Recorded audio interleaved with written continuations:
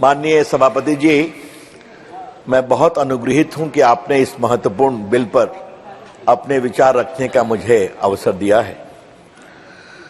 Bill की पृष्ठभूमि क्या है बता दी गई है कि जिन्हें 70 साल में जिनकी आवाज नहीं सुनी गई, आज इस बिल से उनको आवाज दी जा रही है। अगर एक वाक्य में कहा जाए, चाहे वो पीओके से आए हुए हों, चाहे वो आतंकवाद से विस्थापित हों, चाहे 65-71 की लड़ाई के विस्थापित हों, जिनकी कोई आवाज नहीं थी, डिलिमिटेशन कमीशन ने उनकी आवाज सुनी, अनुशंसा किया। और मैं कृतज्ञ हूं माननीय गृह मंत्री और प्रधानमंत्री जी का कि उन्होंने कहा नई कार्रवाई करेंगे, उनको सम्मान देंगे जो आज तक नहीं दिया गया। माननीय अध्यक्ष जी, मैंने उधर के मित्रों से कमाल की बहस सुनी। थोड़ा संविधान कानून का छात्र मैं भी हूं। अब कहा गया ये बिल आप क्यों लेकर के आए हैं? मामला सुप्रीम कोर्ट में, कोई स्टे है क्या? आज इतना इलेक्शन हुआ लोकल बॉडी का, बीडीसी काउंसिल जीते गए, ग्राम पंचायत के सरपंच जीते गए, तो आपने कहा कि इसको रोक दीजिए। आज हजारों करोड़ का इन्वेस्टमेंट हो रहा है, कश्मीर में विकास हो रहा है, तो आपने कहा कि स्टे कर दीजिए, क्योंकि वो आपकी हिम्मत नहीं है। और स्टे का आपने प्रार्थना की, कानून रुका नहीं है, फिर भी कहा जा रहा है आप क्यों ला रहे हैं? ये ठीक नहीं है। और तो और कहा गया कंटेम्प्ट ऑफ कोर्ट है।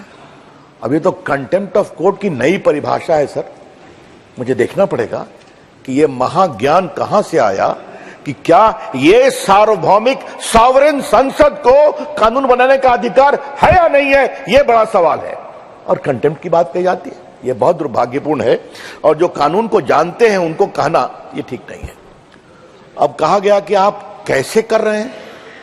आर्टिकल 1 में यह प्रावधान है, और मैं अपने मित्रों को कहूंगा आर्टिकल 2 भी पढ़ लें कि इस संसद को अधिकार है कि नया प्रदेश जोड़ सकती है, प्रदेश को बांट सकती है। ये कोई पहली बार हुआ है क्या? उस पर भी सवाल किए जा रहे हैं। सर, एक बात का मुझे जरा इस सदन में स्पष्टीकरण देना बहुत जरूरी है। सर, हमारे अंतरंग मित्र मनीष तिवारी सम्मानित सदस्य ने एक बात कही कि जो धारा कश्मीर में लड़ाई हुई थी सर, उसमें जो युद्ध विराम हुआ था वो नेहरू जी को सेना का एडवाइस था। और उन्हें एक बुकर साहब या बुशर जो भी हैं सर, वो उस समय सेना के जनरल थे, उनकी बात की, उनका पूरा कागज मैंने निकाला है सर, मैं समय नहीं लूंगा सर। उसी में लिखा हुआ है, और मैं कोट कर रहा हूं, I am authorized on behalf the government of India to negotiate for a cease fire. किसको कह रहे हैं? पाकिस्तान के जनरल को। तो ये कैसे कहा गया कि उनके एडवाइस पर किया गया? और सर मेरे बात सर, भारत पाकिस्तान के पहले बाकी लड़ाइयों का मिलिट्री रिकॉर्ड का सब्सटेंस है सर, जिसे वॉरियर कॉलेज के professor, associate professor Rohit Singh ने लिखा है। उसमें साफ लिखा हुआ है कि सेना को मुजफ्फराबाद तरफ जाना था, लेकिन एकाएक पॉलिटिकल एडवाइस ऐसी आई कि इसको रोक दें। और सर, ये सदन में बड़े विनम्रता से कहना चाहूंगा कि 550 से अधिक रियासतों में एक को छोड़कर बाकी को माननीय सरदार पटेल ने हैंडल किया। वहां कोई समस्या नहीं है, वो भारत का अंग है। और एक नेहरू जी ने हैंडल किया, आज तक समस्या है। ये हम क्यों नहीं बोलेंगे सर? क्यों नहीं बोलना चाहिए? समस्या थी, सॉरी सर, समस्या थी जो 19 पे खत्म हो गई। शायद बहुत कृतज्ञ हूं, वो मेरे से भूल से निकल गया। तो अब सर, अब एक बात मैं और बताऊं, ये जानना बहुत जरूरी है।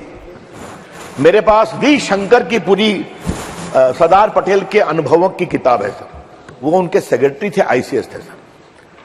जब 370 का मामला हुआ तो सरदार पटेल लौट के घर आए। कैसा आपने क्या कर दिया? कांग्रेसी विरोध कर रहे थे। कहा देखो, अगर जवाहरलाल नेहरू होते मीटिंग में तो मैं विरोध करता। अब गोपाल स्वामी अयंगर कह रहे हैं कि नेहरू जी ने कहा, उनकी प्रतिष्ठा की बात है, तो वो अमेरिका में क्या करूं? तब उन्होंने प्रोटेस्ट किया तो सरदार पटेल ने एक बात कही, कहा सुनो, न शेख अब्दुल्ला परमानेंट है, न आर्टिकल 370 परमानेंट है। जिस दिन एक बहादुर सरकार आएगी यह समाप्त हो जाएगा। ये सब रिकॉर्ड की बात है सर, मेरे पास सब कागजात हैं। तो जब हुआ सर, तो आपने देखा, जब एक बहादुर साहसी लोकप्रिय नेता नरेंद्र मोदी जी आते हैं और कुशल गृह मंत्री अमित शाह जी आते हैं। आज देखिए 370 इतिहास हो गया। सर बहुत संक्षेप में मैं 2-3 बातें कहना चाहूंगा। लोग पूछते हैं भाई, हमारा कश्मीर से भावनात्मक लगाव है, जहां हुए बलिदान मुखर्जी वो कश्मीर हमारा है। और सर याद करिए, मैं इस सदन में कहना चाहूंगा, 51 साल की उम्र में वो ब्रिलियंट बैरिस्टर, उसके पिताजी आशुतोष मुखर्जी कलकत्ता हाईकोर्ट के महान जज थे। आज तक उनका निर्णय लोग याद करते हैं। 33 साल की उम्र में बैरिस्टर बनते हैं वो। हमारे अध्यक्ष बने जनसंघ के उस समय। सर गए कि मैं बिना परमिट के कश्मीर में जाऊंगा, और उनके यंग सेक्रेटरी थे, उनको कहा जाओ बोलो मैं बिना परमिट के घुस गया। उस यंग सेक्रेटरी का नाम था अटल बिहारी वाजपेयी सर। और सर वो मई में गिरफ्तार होते हैं और जून में उनका देहावसान होता है संदेहास्पद परिस्थितियों में। ये हमारा इतिहास है कि देश की एकता अखंडता के लिए हमने अपने सर्वोच्च नेता का बलिदान किया। इसको ध्यान रखा जाए। और सर मैं इसी में एक और बात कहना चाहूंगा, कश्मीर की कश्मीरियत की बात किसके लिए करते हैं लोग? 370। सर मुझे 2 बार सघन कश्मीर का यात्रा करने का सौभाग्य मिला। आज हाउस में कहना चाहूंगा सर, राजनाथ जी की अध्यक्षता में एक कमेटी बनी थी सर जाने के लिए। जितेंद्र सिंह जी बैठे हैं कि नहीं, वो भी थे उसमें सर, हमारे राष्ट्रीय नड्डा जी थे। हम लोग 16-17 बार कश्मीर गए। तो सर जो हमने देखा, कहा जनाब हम पहाड़ी मुसलमान हैं, हमें आप उनसे मत तुलना करिए। हमारे पुरखों ने भारत की सेना को रास्ता दिखाया था 48 में। कहा हम गुजर बकरवाल हैं, भारत माता की जय बोलते हैं, हमारी बात नहीं सुनी जाती है।